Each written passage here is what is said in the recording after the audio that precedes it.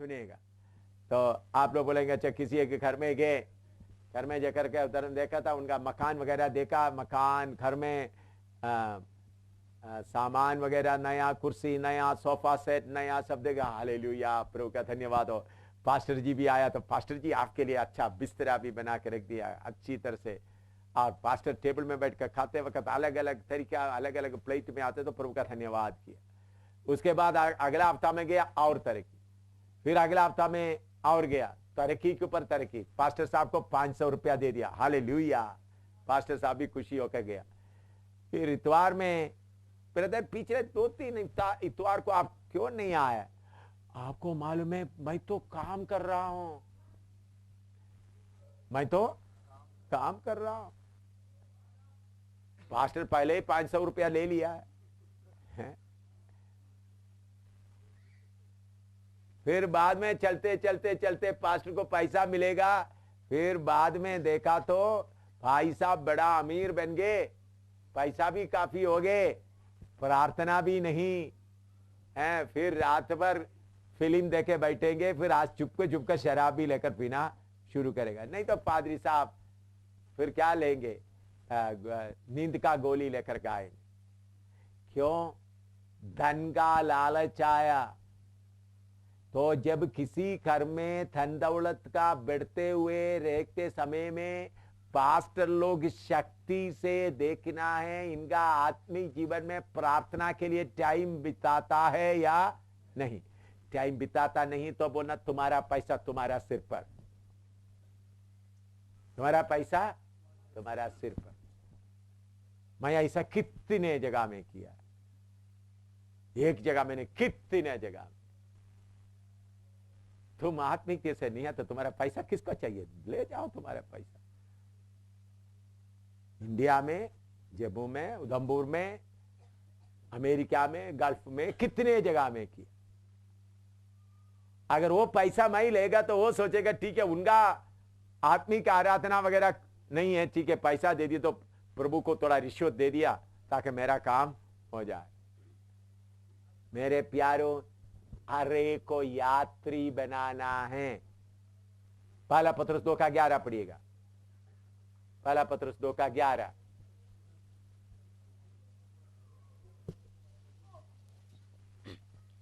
हे प्रियो, मैं तुमसे विनती करता हूँ कि तुम अपने आप को परदेशी और यात्री जानकर उन सांसारिक अभिलाषाओं से उन सांसारिक अभिलाषाओं से जो आत्मा से युद्ध करती है बचे रहो। आत्मा से युद्ध करती है, बचे रहो। दिल्ली में एक बहन मेरे पास आए, मेरे पति को कितना भी बोलने से पैसा का पीछे जाने का मन ठीक नहीं होता, वो और कमाना चाहते, खाना और। तो मैंने बोला बहन, तो उन्होंने बोला मैं उनका खाना भी खाना नहीं चाहता हूं, उनसे रोटी भी नहीं खाना चाहता हूं क्योंकि उनको प्रभु के लिए। तो मैंने बोला ऐसा करो, नाश्ता बनाते समय में उनके लिए अच्छा परोठा सब्जी बना के दे दो, आप सूखा रोटी ही खा लो। तो उन्होंने आपके पूछा क्यों परोठा खा रहा है, सूखा रोटी खा रहे? मुझे यही काफी है, आपको प्रार्थना के लिए समय नहीं है, आप बहुत मेहनत कर रहे हैं, आपको ये चीज चाहिए खाओ। और मीट वगैरह खरीद के लाते हैं तो आपके लिए आप सिर्फ थोड़ा सा दाल बना लो, उनको मीट पूरा खिलाओ। ऐसा थोड़ी देर खलेगा तो तब हमको मालूम होगा मेरा पत्नी को इन चीजों के ऊपर मन नहीं है। और उन्होंने आपको बहुत बड़ा साड़ी या सूट लेके आएगा तो वो उधर उनके पास ही पेटी में उधर ही रख दो, आप पुराना उसको सिलाई करके ही चलते रहो, मुझे यही काफी है। उनके सामने आप यात्री बनकर रखेगा तो शायद उनका मन थोड़ा पिघल जाए। आपको मालूम है ऐसा करते करते बाद में वो आदमी बदल गया। करीबन 1-1.5 साल के बाद वो आदमी बदल गया। वो पति पत्नी दोनों मेरे पास आए। वो पति बोल रहा था इन्होंने मुझे बदल दिया, अभी भी दोनों हैं, इन्होंने मुझे बदल दिया। मैं इतना मेहनत करता, भाग दौड़ करता, उनको खाने पीने में कोई शक नहीं था। वो मामूली थोड़ा सा रोटी खाकर पानी पी के रहता था। तो मेरा पत्नी मुझे प्यार करती है लेकिन उनको अच्छी से वो पुराना कपड़ा ही पहन रहा है, बेडशीट पुराना ही डालकर सो रहा है, पुराना रसाई सिलाई करके कर रहा है। उनको ये नहीं चाहिए। वो पति फिर बहुत नौकरी, बहुत काम, एक्स्ट्रा काम सब छोड़ दिया, अभी आराधना में आता है लगातार। नहीं तो सुबह वो काम नौकरी कर रहा है, फिर दोपहर काम, बाकी काम, उनको पूरा काम, पैसा कमाना कमाना।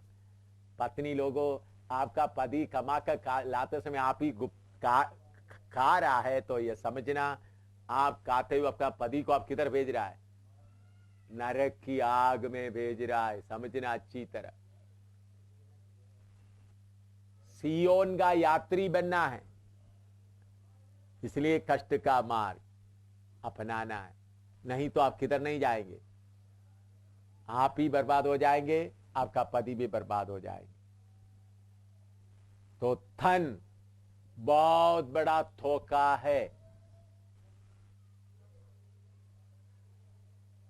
नमक के साथ रोटी खाया, इतना डरने का जरूरत नहीं, लेकिन हर दिन बड़ा 3-4 सब्जी के द्वारा खाते पीते, हालेलुया, प्रभु ने सब कुछ दे दिया। नरक की आग में जाकर चर्बी उतरते समय मालूम होगा यही स्वर्ग है। हाँ, तुम्हारा स्वर्ग वही है, नरक की आग में चर्बी उतरते जाए।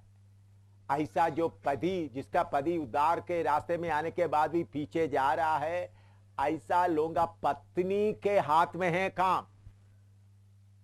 उन्होंने मेहनत करके पैसा लाते, तुम खाओ भाई, तुम खाओ, साहब भी भाई नहीं बोलना, साहब तुम खा लो, मुझे सिर्फ थोड़ा सा दाल ही काफी है, मुझे 3 पुल्का नहीं चाहिए, 1 ही पुल्का काफी है।